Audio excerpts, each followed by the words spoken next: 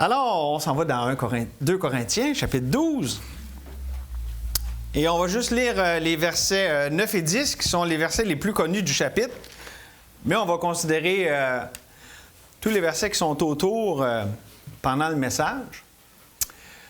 Avant qu'on lise, je veux juste répéter de façon très succincte et brève ce que j'ai dit ce matin avant le temps de prière, avant qu'on lise. Paul payait le prix d'aimer cette Église. Et c'était un prix de souffrance et de contrariété.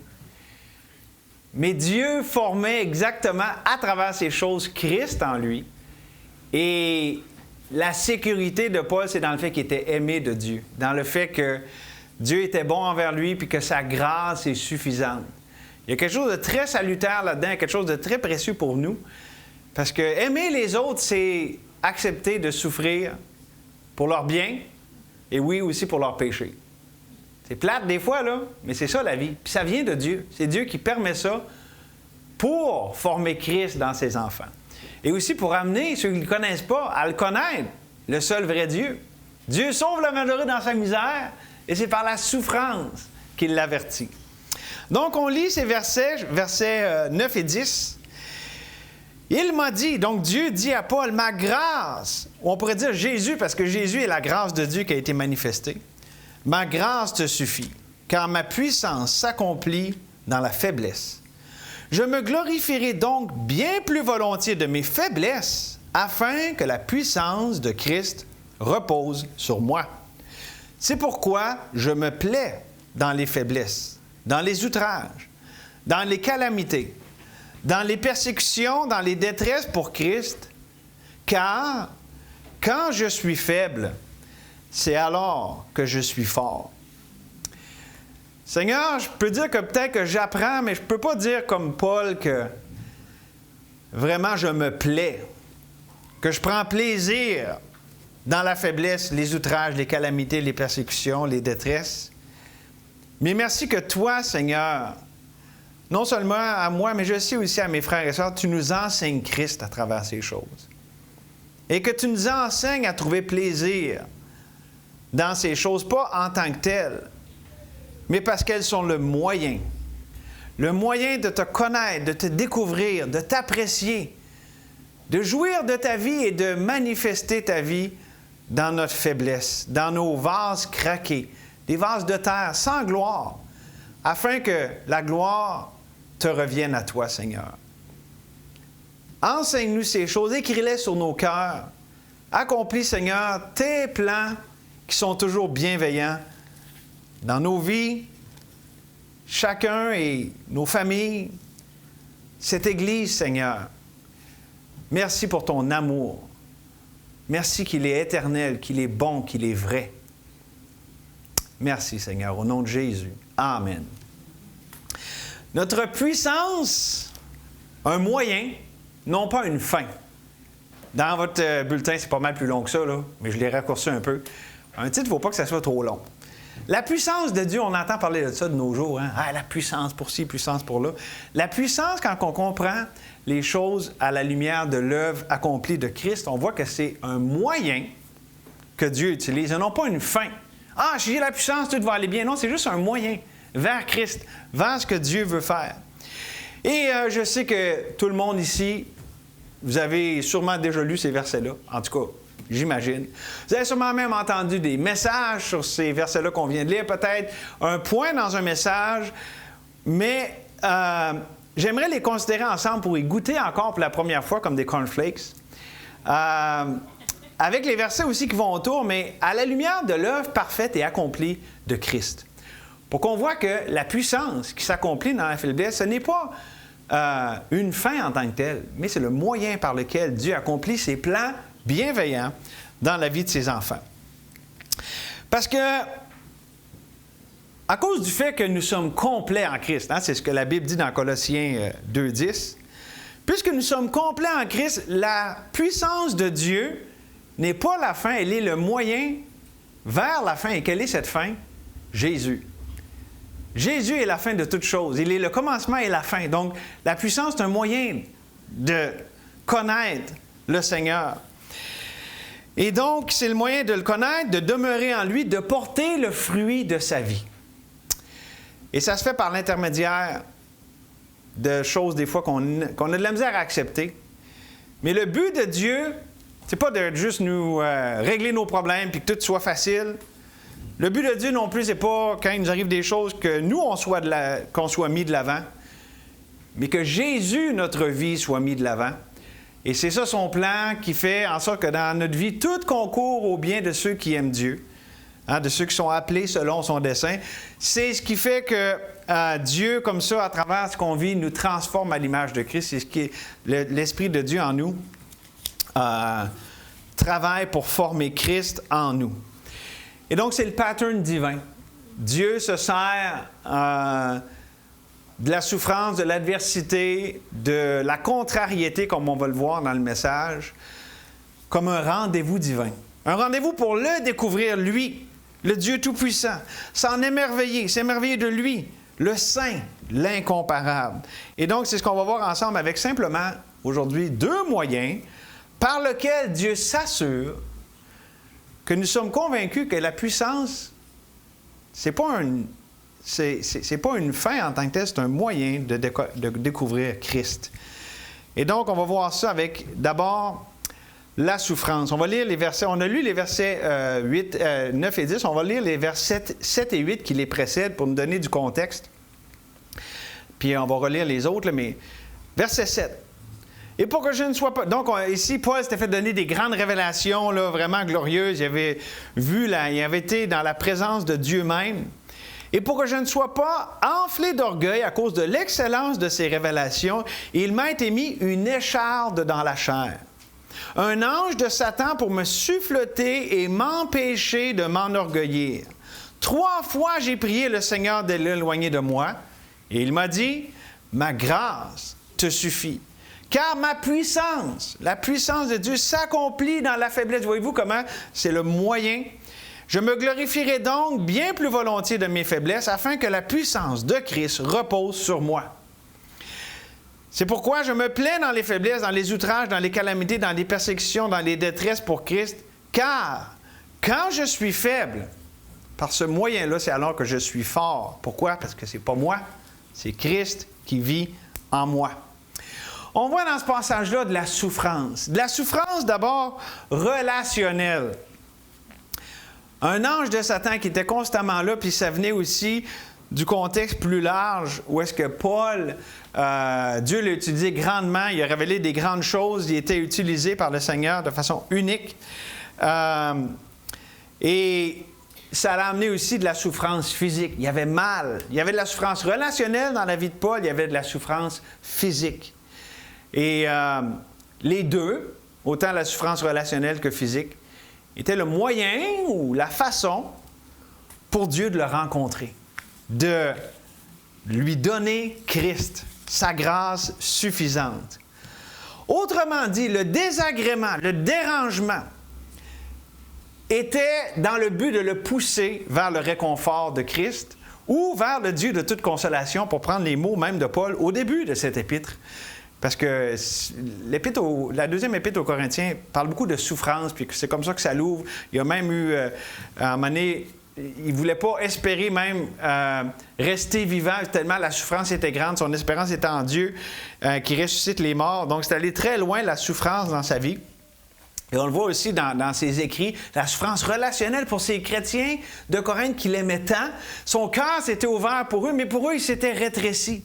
C'était dur, des gens qui aimaient, qui en retour lui donnaient pas, il n'y avait pas cette réciprocité. C'était souffrant. Paul vivait de la souffrance. Et j'aimerais regarder la dynamique spirituelle de tout ça pour nous aider à soutirer ici ce que Dieu a pour nous à travers cet exemple de la vie de Paul et les vérités qui sont sous-jacentes. Quand on regarde la souffrance, qu'elle soit relationnelle, on est déçus les uns des autres, des fois on se fait souffrir, mensonge, manipulation, indifférence, des blessures, il y en a toutes les sortes de façon relationnelle. Il y en a aussi dans le domaine physique. On s'est sorti beaucoup dans le temps de prière des gens qui, pour une saison de leur vie, puis des fois c'est comme ça que leur vie finit, sont dans une souffrance physique. Et ça l'affecte évidemment notre cœur. Donc, il y a une pression qui s'exerce sur nos cœurs avec cette souffrance physique relationnelle. Et cette pression sur le cœur pousse à une réaction. Action, réaction. Et lorsque c'est nous qui est au centre de notre cœur, lorsque c'est moi qui dirige, qui est à la proue, qui est au contrôle, bien, la réaction et la réponse, c'est quoi? Ça va être différentes formes d'hostilité, de frustration. Et tout le domaine de découragement, vraiment beaucoup de choses qui, dans le fond, me tirent vers le bas. Ou pour le mettre dans les mots de Galates 5, 18 à 19, les œuvres manifestes de la chair. Et aussi, les œuvres moins manifestes, plus subtiles de la chair.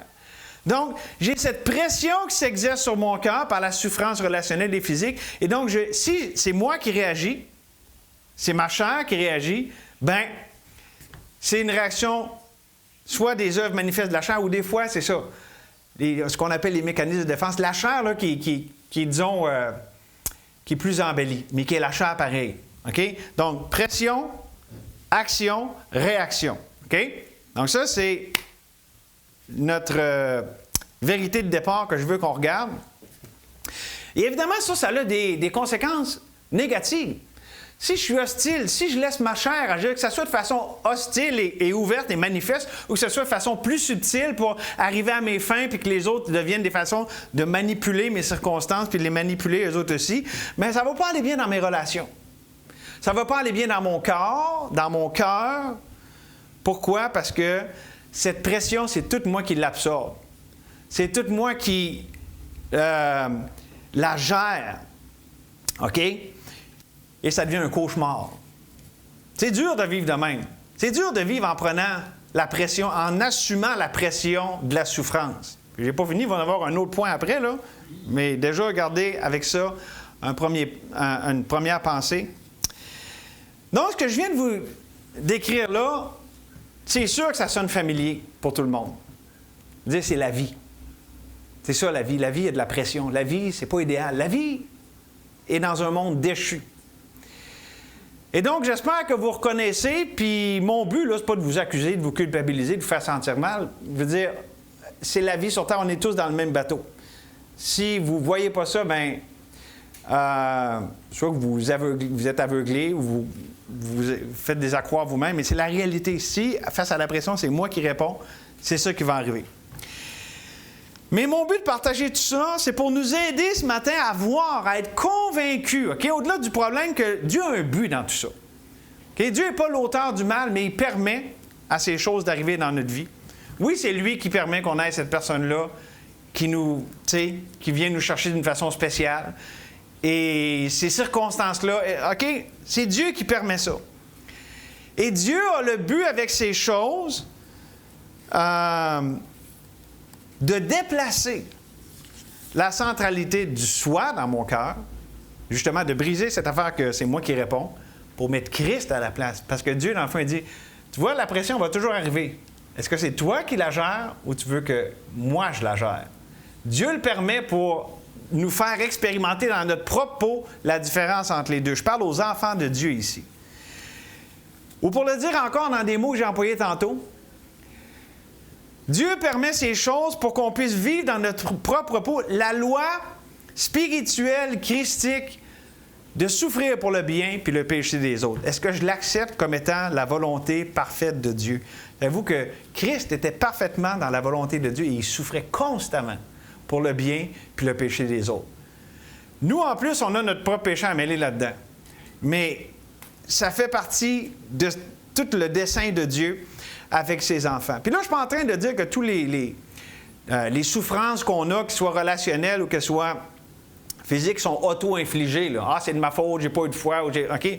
Non, des fois, il y a des choses que Dieu permet. Tu sais, Job, il n'y avait rien d'évident qui disait, hey, Job, justement, c'est ce que ses amis essaient de dire, tu as dû faire quelque chose, ça doit être de ta faute. Non, c'est Dieu qui avait permis ça. Puis, okay, des fois, c'est auto-infligé, mais des fois, c'est hors de notre contrôle. C'est Dieu qui a fait les choses de même. Mais le point majeur, et écoutez bien, là, c'est vraiment important pour ce point ici, ce que je veux communiquer ici, et comprenez la réaction à ces pressions qui s'exercent sur mon cœur. La frustration. Okay? Que j'en sois la source ou non, là, c'est pas ça la question. La réaction est révélatrice de qui règne, qui contrôle dans mon cœur. C'est ça le but de Dieu. Dieu il dit, OK, c'est qui contrôle, c'est qui dirige? C'est toi ou c'est moi? C'est ça le but. Dieu permet la souffrance pour dire, OK, c'est qui gère? C'est qui dirige, c'est qui règne? Puis Dieu, dans sa bonté, il fait ça pour nous révéler la réalité des choses afin de déplacer le règne du soi, le contrôle du soi, puis mettre Christ à la place, le bon berger. C'est pour ça que c'est bon. Puis au lieu de dire « Ah, j'aime pas ça, je veux que ça parte », dire « Merci Seigneur parce que tu me sauves moi de moi. Tu me délivres de moi, mes tendances, de ma chair. » Et donc, il y a quelque chose de vraiment salutaire là-dedans. Dieu permet ça dans la vie de ses enfants bien-aimés. Comme Paul le disait aux Galates, « Mes enfants, pour que j'éprouve de nouveau les douleurs de l'enfantement, jusqu'à ce que Christ soit formé en vous. Je voudrais être maintenant auprès de vous et changer de langage. Je suis dans l'inquiétude à votre sujet. » Galates 5, 19 et 20. Aussi, la Bible nous dit dans Daniel 2, 22. Ça, vous devriez apprendre ça par cœur, ce verset-là. C'est tellement merveilleux, là. C'est un verset qu'on peut prier. Seigneur, je ne comprends rien de ce qui m'arrive, tout ça, mais toi, Seigneur, tu révèles ce qui est profond et caché. Tu connais ce qui est dans les ténèbres et la lumière demeure avec toi. En fond, ce que Dieu fait, c'est qu'il nous révèle nous-mêmes à nous-mêmes. Il révèle ce que nous-mêmes, des fois, on peut être aveuglés à nos patterns, à nos réactions, à nos tendances. Puis Dieu nous révèle la réalité de nos cœurs. Pas pour dire comment on est donc pas bon, puis pour nous décourager, pour nous montrer comment lui est bon, puis comment il prend soin de nous, puis que lui est bien mieux que nous autres. Et donc, si je l'amène dans une autre lumière, Daniel 2, 22, Dieu révèle ce qui est profond, ce qui est caché. Et Dieu, il sait ce qui est profond et ce qui est caché, mais Dieu se sert de la souffrance comme un moyen pour nous le faire connaître. Parce que Dieu n'a pas besoin de le connaître, il le connaît déjà, mais il nous fait connaître nos cœurs, nos patterns. Il nous fait connaître nous-mêmes, afin qu'on apprenne, qu'on apprécie la beauté et la bonté de dépendre de Dieu. Combien de fois que ça, je veux mettre l'emphase là-dessus, c'est bon de dépendre de Dieu. La chair, elle ne pense pas ça. Parce que c'est ça, c'est toute une idée de contrôle. Hey, là, si je dépends de Dieu, là, qu'est-ce qui va arriver? Là, on a peur, on veut prendre le contrôle. Ça, c'est la chair. Ça, c'est quand moi réponds à ces choses-là. Ça nous fait peur. C'est de la pression, puis il y a des peurs légitimes. Mais justement, si Dieu est le bon berger, si lui-même prend soin de nous, est-ce que la foi, ce n'est pas justement quand il y a cette pression de faire confiance à lui qui vit en nous, puis aussi lui qui est tout-puissant pour s'occuper de ces choses-là? J'ai-tu plus confiance à moi ou à Dieu? C'est ça l'idée de la centralité de moi dans mon cœur versus Dieu. Et où ma confiance? Ça, c'est la foi. Et la souffrance nous fait sortir ça. Dieu, dans sa bonté, nous révèle ces choses. Et là, ça m'amène au deuxième moyen par lequel Dieu s'assure qu'on soit vraiment convaincu que la puissance, là, « Ah, Dieu, aide-moi à régler cette affaire-là, puis je veux me débarrasser de mon problème. » Non, la puissance, ce n'est pas une fin. C'est un moyen pour nous révéler Christ, OK? Parce que si on pense de même, Dieu vient m'aider à régler mon problème, on peut passer complètement à côté de Dieu lui-même. Dieu n'est pas venu pour régler nos problèmes, il est venu pour se révéler à nous à travers nos problèmes. Ça aussi, les problèmes, c'est juste un moyen, un intermédiaire vers Dieu. Dieu est la fin de tout. Il est le commencement, il est la fin. Donc, le deuxième moyen, je ne sais pas si vous avez été déjà déçu des fois, mais là, on va le voir. Non seulement il y a la douleur, mais aussi la contrariété. Paul, il les aimait, les Corinthiens, mais regardez comment c'était pas réciproque, ça venait pas en retour. Puis là, je ne dis pas de façon absolue, parce que je pense qu'il y avait un amour pour les Corinthiens pour retour, mais regardez ce qu'on lit, puis voyez la contrariété dans ce que Paul est en train de communiquer. Verset 11. « J'ai été un insensé, vous m'y avez contraint. C'est par vous que je devais être recommandé, car je n'ai été inférieur en rien aux apôtres par excellence, quoique je ne sois rien. Les épreuves de mon apostolat ont éclaté au milieu de vous par une patience à toute épreuve, par des signes, des prodiges, des miracles, En quoi avez-vous été traité moins favorablement que les autres églises, sinon en ce que je n'ai point été à votre charge? Pardonnez-moi ce tort. D'abord, c'était humiliant pour Paul. Il s'est donné complètement, puis en retour, il y avait du mépris. Puis il dit que la gloire de Dieu s'est manifestée non seulement à travers les miracles, le spectaculaire, mais aussi par une patience à toute épreuve. Dieu s'est manifesté par la patience de Christ en Paul. Donc, c'était la contrariété d'être humilié par rapport à... Tu sais, il a voulu les aider, puis tout ça, puis là, il était vu comme celui qui profite, comme celui qui... OK?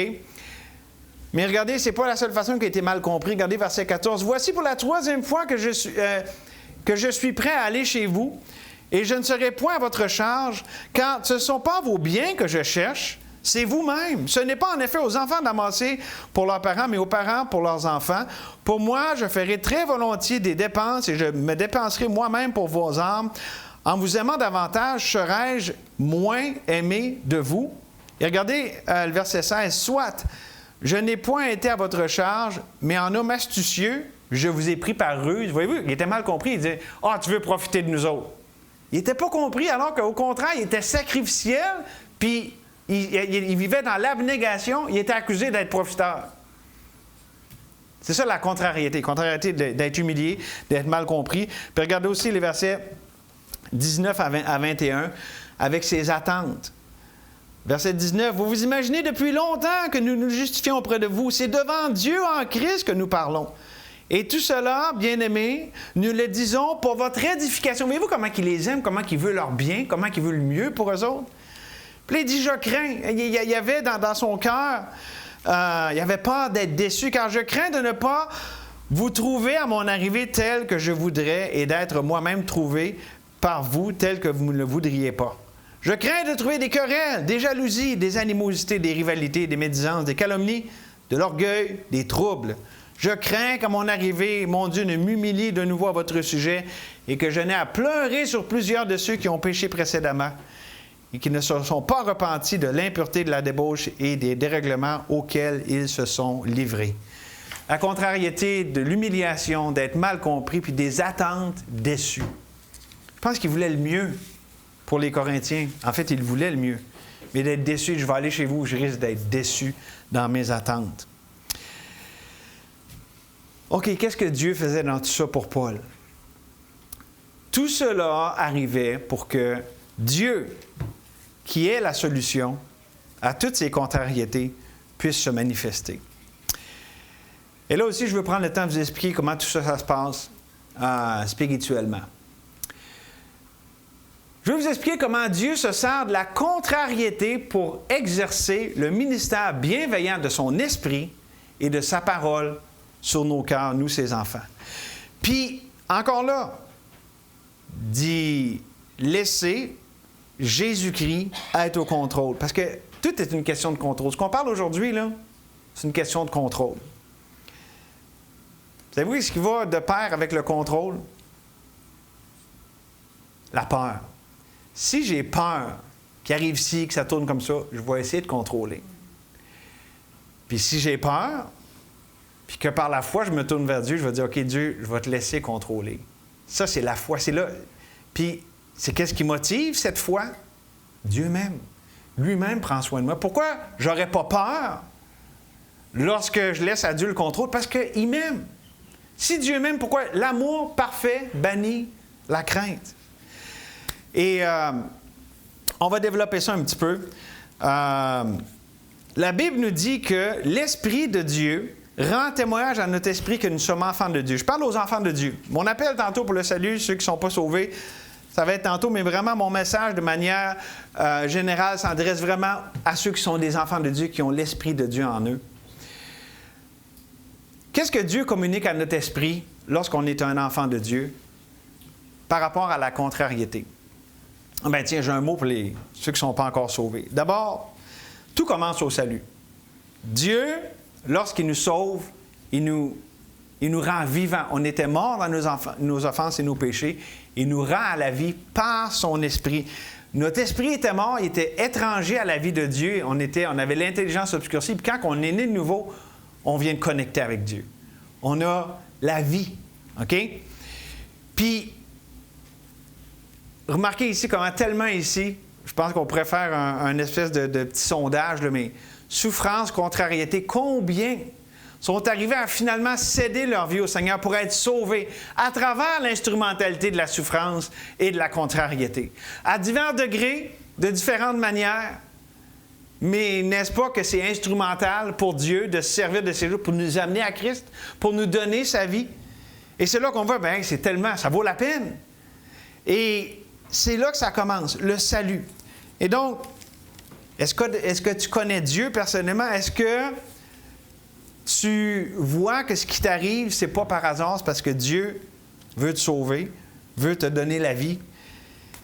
Ça, c'est mon premier point par rapport à ce que Dieu fait dans notre esprit. Mais une fois qu'on est sauvé, en fait, Jean a été écrit pour que ceux qui ne connaissent pas le Seigneur puissent être sauvés. Je vais écrire ces choses afin que vous croyiez au nom du Fils de Dieu. Ça, c'est Jean. Puis dans 1 Jean, c'est pour les enfants de Dieu qui aient l'assurance. Je vous ai écrit à vous qui croyez au nom du Fils de Dieu afin que vous sachiez, que vous ayez l'assurance que vous avez la vie éternelle. Et donc, l'assurance, non seulement être sauvé, mais savoir qu'on est sauvé, ça fait partie du ministère du Saint-Esprit à travers la contrariété.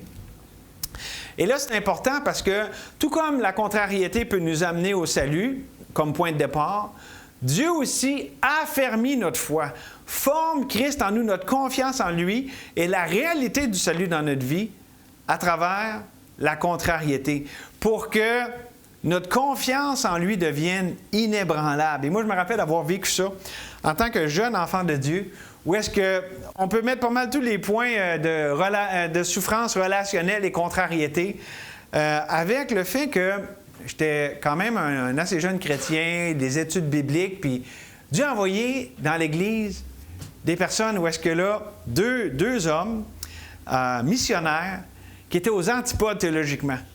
Puis tu sais, c'était comme la chicane, là, c'était pas très beau, là. Et moi, j'étais comme au milieu de ça, à savoir, OK, c'est quoi la vérité? Puis, tu sais, spécialement dans le domaine sotériologique et bibliologique, OK? Le salut, puis, tu sais, la Bible, la parole de Dieu, c'est-tu vraiment... Bon. Puis j'ai été tiraillé là-dedans, je me rappelle. Mais, dans cette contrariété, puis bon, une certaine souffrance relationnelle, là, mais c'est pas comme si je broyais à tous les soirs, mais il y avait une contrariété, j'étais tiraillé là-dedans. Dieu s'est servi de ça pour affirmer mon assurance en lui.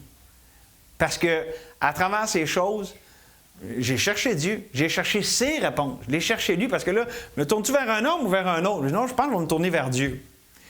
Puis Dieu m'a donné ses réponses. Puis il m'a affermi dans, non seulement ma foi par rapport à ces deux questions-là, mais ma foi en lui, mon assurance d'être son enfant, puis qu'il s'occupait de moi, puis que ces choses-là qui me tiraillaient, Dieu lui-même s'en occupait.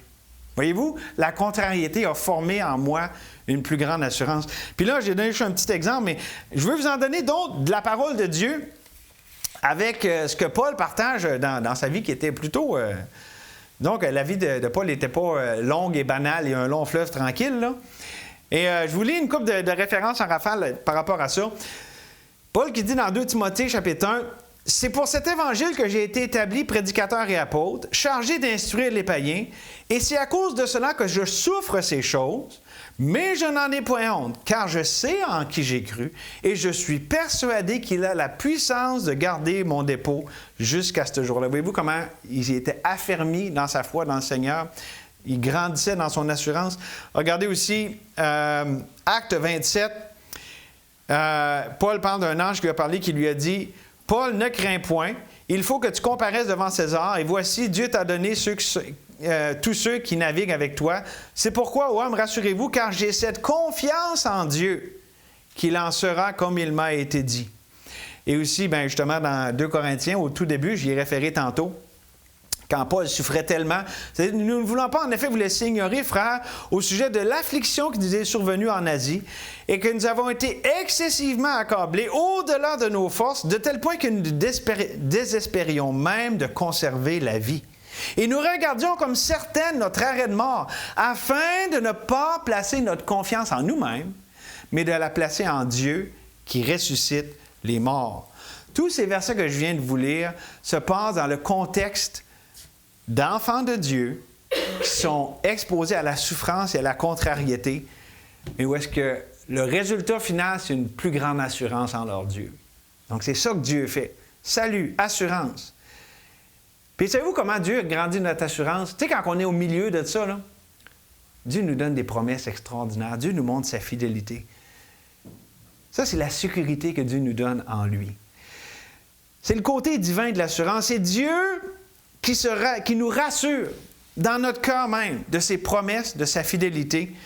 C'est là-dessus que va s'asseoir le fondement sur lequel s'assoit notre assurance. Par exemple, dans Ésaïe, « Ne crains rien car je suis avec toi. Ne promène pas tes regards inquiets car je suis ton Dieu. Je te fortifie, je viens à te secours. Je te soutiens de ma droite triomphante. » Combien ici ont été encouragés en disant ces versets-là dans des moments de leur vie? N'est-ce pas, hein? C'est précieux, ça, c'est la sécurité que Dieu nous donne. T'es mon enfant, puis je suis avec toi. Voulez-vous que j'en donne une coupe d'eau? Tant qu'à y être, hein? Hébreux 13, 5. Ne vous livrez pas à l'amour de l'argent, contentez-vous de ce que vous avez, car Dieu lui-même a dit, je ne te délaisserai point, je ne t'abandonnerai point. Et aussi, j'aime quand Dieu dit que lui-même, déchargez-vous sur lui de tous vos soucis, car lui-même prend soin de vous. Il dit, OK, il dit aux anges, là, OK, restez là, moi je m'en occupe de ça. Je vais prendre soin de mon enfant. Il n'y a pas d'intermédiaire. Il le fait direct. Et ça, c'est des promesses aussi. Ce qu'on a lu, là, c'est aussi des promesses faites dans le contexte de la contrariété puis de la souffrance. Parce que c'est là que Dieu nous rencontre. Et je vais amener un autre point pour qui nous aide vraiment dans... Lorsqu'on est au sein de contrariétés, de choses qu'on ne comprend pas, qui sont dures à accepter, qui de toute évidence, souvent, on ne veut même pas accepter. Seigneur, comment ça? Ça ne marche pas, OK? Oh, j'aime ce mot, acceptation. Dieu nous montre qu'en Jésus, on est dans le bien-aimé. Savez-vous quoi que Dieu, là, si vous êtes ici, vous êtes un enfant de Dieu, vous ne pouvez pas être plus accepté que vous l'êtes. Puis vous êtes accepté 24 heures sur 24. Dans vos pires journées, dans vos meilleures, dans l'adversité, dans la contrariété, dans la souffrance, Dieu vous accepte. Pourquoi? Parce que vous êtes en Jésus, dans le bien-aimé. Et c'est l'ultime antidote au rejet qu'on vit. Parce que sur la terre, c'est ça qui nous fait souffrir. C'est ça, on a vécu du rejet et on continue d'en vivre. Fait que c'est le contraste. Même si le monde te rejette comme Christ a été rejeté, tu n'es pas rejeté du Père. Tu n'es pas rejeté du Fils ni du Saint-Esprit. Le Dieu trinitaire est avec toi. Et c'est une question tellement vitale parce que là-dessus repose la fermeté de notre assurance devant le Seigneur, à être sécure, à être ferme dans le fait que Dieu m'aime, Dieu m'accepte. Et les circonstances adverses et ce que je vis, ce n'est pas la preuve que Dieu m'aime pas. C'est pas comme si Dieu dit, OK, là, je t'accepte plus. C'est le contraire. C'est parce qu'il m'accepte qu'il permet ça pour encore là, à travers le paradoxe qu'on voit là-dedans, qui me montre, même si contre vents et marées, tout est contre toi, moi, je suis avec toi. Je te délaisse point, je t'abandonnerai point. Et souvent, il y a beaucoup de notre hostilité, de notre contrariété, ce que nous, on fait, lorsque le soi règne, là, lorsque au centre, c'est pas Jésus qui est là, Dieu veut seulement nous amener à laisser le contrôle. Arrêter d'avoir peur. Puis j'en reviens à ce que je disais tantôt. Tu veux contrôler parce que tu as peur, parce que tu as peur de perdre des pédales. Pour moi, là, c'est tout réglé. Tu es mon enfant. Là. Je t'aime, je t'accepte. Essaye pas de tout contrôler. C'est moi qui contrôle, c'est moi qui t'ai envoyé ça pour que tu me découvres comment je suis bon envers toi. Et ça devient, lorsque ça grandit, ça devient notre nouvelle identité. C'est l'aboutissement de vivre, de croire en notre acceptation. Un frère appelait ça « accepter notre acceptation ». Est-ce que tu acceptes que Dieu t'aime, que tu es accepté dans le bien-aimé? Et lorsque ça devient un mode de vie, une façon de penser, de vouloir, de ressentir, là, on vit vraiment. Ce n'est plus moi qui vis, c'est Christ qui vit en moi. Et le but de Dieu avec tout ça, toute cette contrariété, c'est de nous révéler son Fils en nous. Qu'on dise « Wow, quel Dieu! » Ou qu'on puisse dire, comme Paul dans Philippiens chapitre 3, « Ce n'est pas que j'ai déjà remporté le prix ou que j'ai déjà atteint la perfection, mais je cours pour tâcher de le saisir, puisque moi aussi, j'ai été saisi par Jésus-Christ. Frère, je ne pense pas l'avoir saisi, mais je fais une chose. Oubliant ce qui est en arrière et portant mes regards vers ce qui est en avant, je cours vers le but pour remporter le prix de la vocation céleste en Jésus-Christ. Je fais une chose. Il y avait un objectif unique et simple. Dieu, à travers tout ce que tu fais, c'est toi que je veux. Tu es ma récompense. C'est toi qui m'as appelé. Et je cours après toi, Seigneur. Et c'est ça que Dieu veut. Peu importe ce qui nous arrive, Dieu nous donne toutes ces vérités-là précieuses pour que ça soit lui qu'on cherche. Vous savez quoi? Si on le cherche, il nous promet. Il nous promet qu'on va le trouver. Et donc, je veux terminer avec ça. Je vous répète le titre du message. La puissance n'est pas une fin, mais un moyen. N'est pas une fin en tant que telle, mais le moyen de découvrir Dieu. Le moyen de vivre, d'expérimenter ma nouvelle identité, mon salut, la vie que j'ai en Jésus, de jouir de ce que je suis en lui. Et est-ce qu'on est d'accord que c'est une grande lutte de la vie chrétienne d'accepter ces choses? C'est une grande lutte de vivre dans un monde avec la souffrance et la contrariété. Mais voici avec quoi je veux terminer. Dieu lui-même combat pour nous, afin de nous faire vivre ces choses. Dieu lui-même combat pour nous. Donc, voici ma question. Est-ce que tu laisses Dieu combattre ou est-ce que tu te débats? Est-ce que tu laisses Dieu combattre ou est-ce que tu te débats? Soit, lorsque on se débat. Mais lorsqu'on laisse Dieu combattre, c'est Christ. C'est pas moi qui vis, c'est Christ qui vit en moi. Une bonne façon de visualiser. Dans ta vie, là, si tu regardes, es-tu quelqu'un qui est en train de te débattre en ce moment? Ou est-ce que, d'une façon surnaturelle qui ne s'explique pas, c'est Dieu qui combat pour toi, puis toi, tu as une paix. Tu as une joie dans ce qui t'arrive, puis ça ne s'explique pas. Puis, pensons pas au club des parfaits, là, de ceux qui l'ont tout. Dieu permet que ça arrive, puis il y a des fois, on l'échappe des fois, mais c'est Dieu qui forme Christ en nous, puis quand il permet la souffrance, qui permet l'adversité, Dieu nous fait expérimenter ça. Donc, je ne suis pas en train de dire, hey, là, on a-tu une gang qu'eux autres, là, ils ont tout compris, puis sont là. Non, ça n'existe pas, cette gang-là. Peut-être juste dans notre imagination, là. Mais c'est que dans le quotidien, Dieu nous fait vivre la souffrance relationnelle, la souffrance physique, la contrariété, pour que ça devienne un pattern de vie. Au lieu de se débattre, puis que le moi est tout de même, puis tout ce qui en ressort, qu'on apprenne à laisser Dieu lui-même prendre soin de nous, combattre pour nous. N'est-ce pas que c'est partout dans la Bible? Je vais combattre moi-même pour vous. Puis souvent, parce qu'on dit, ouais, mais là, un chrétien, on ne va rien faire si on laisse Dieu combattre. Bien, là où est-ce qu'on a de la misère à comprendre, c'est que c'est pas rien faire. C'est laisser Dieu faire l'essentiel, puis on embarque après ça ce que lui fait. Mais je veux dire, oui, c'est vraiment laisser Dieu combattre. C'est pas Dieu combat, puis je l'aide. Dieu n'a pas besoin de notre aide. Ça revient vraiment à la question de contrôle, de confiance. Fais-tu confiance que Dieu est capable? Puis Dieu, fais-toi-en pas. Si tu fais confiance à Dieu, là, il va s'occuper de tout te diriger dans toutes ses voies. L'Esprit nous dirige dans toute la vérité. Puis il va s'occuper de tout ce qui est là. D'ailleurs, là-dessus, j'ai posé la question, est-ce que tu laisses Dieu combattre ou tu te débats?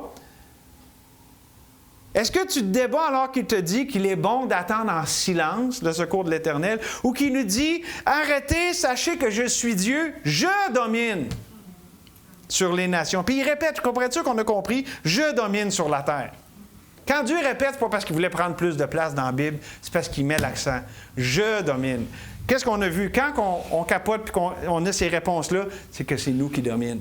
C'est nous qui se débat. Mais Dieu dit « Je domine. » Oh, elle est là la foi, elle est là la confiance. C'est là que ça se passe, la vie chrétienne. C'est là Christ en nous, l'espérance de la gloire. Le laisser dominer, lui faire confiance. Ou pour le dire autrement, rendre les armes. Si tu n'es pas un enfant de Dieu, encore par la grâce de Dieu qui est en Jésus-Christ, rends les armes. Parce que Jésus a vaincu pour toi. Lui est allé sur la croix. Personne n'a fait ce que Jésus a fait. Donc, tu peux rendre les armes parce que lui a conquis afin que tu puisses avoir la vie. Lui est mort afin que tu puisses vivre. Accepte le plein pardon qui est en Jésus-Christ. Si tu n'es pas sauvé, Tu n'as rien à rajouter. Tout est accompli. Il faut que tu acceptes ce que Dieu a fait. Donc, rends les armes. Enfant de Dieu, toi aussi rends les armes charnelles. Parce que si nous marchons, nous ne marchons pas selon la chair. Et si nous combattons, nous ne combattons pas selon la chair, car les armes avec lesquelles nous combattons ne sont pas charnelles, mais elles sont puissantes par la vertu de Dieu pour renverser les forteresses. Arrêtons de nous débattre avec Dieu. Laissons les armes charnelles. Revêtons-nous de Christ. Il est notre armure. Tout ça, mes amis, c'est simple au bout du compte. C'est juste de s'humilier. Quelqu'un qui se débat, il se donne beaucoup de misère. Puis il passe beaucoup d'énergie. Puis il n'accepte pas ce qu'on vient de voir ici. C'est dans la faiblesse que la puissance de Dieu s'accomplit. Justement, il dit, je ne suis pas capable, je suis faible. That's the point. Tu traduiras ça, c'est ça le point. C'est ça le point. Tu es faible, mon enfant. Puis moi, je suis fort. Comment fois je dis, hey, peux-tu m'aider? Il faut que je m'en sorte. Non, justement, Dieu ne veut pas régler mes problèmes. Dieu veut se révéler dans mes problèmes. Dieu me montre que je suis faible et que je ne suis pas suffisant parce que lui est suffisant. Jésus, la grâce de Dieu, est parfaitement suffisant. Merci Seigneur, on a considéré des vérités salutaires, des vérités précieuses. On veut les chérir dans nos cœurs, dans le moment présent, dans la vérité présente, dans ce que toi tu permets en ce moment qu'on vive. Merci que c'est dans ta bonté que tu permets la souffrance, la contrariété, l'adversité, Seigneur, pour nous délivrer de nous-mêmes. Pour que ce ne soit plus nous qui vivent, mais Christ qui vive en nous, et qu'on apprenne à vivre dans cette chair par la foi au Fils de Dieu, qui nous a aimés et qui nous aime encore, qui s'est livré lui-même pour nous et qui se donne encore. Merci que toi-même, tu combats pour nous. Merci que toi-même, tu prends soin de nous. Seigneur, qu'on puisse être juste sécure, solide, ferme dans cet amour que tu as pour nous. Non qu'on ne promène pas ces regards inquiets. Parce que toi-même, tu nous soutiens de ta droite triomphante. Oh Seigneur, écris ces choses sur notre cœur, que ce soit le baume de nos cœurs, l'apaisement, Seigneur. Merci pour ta bonté, ta fidélité. Au nom de Jésus. Amen.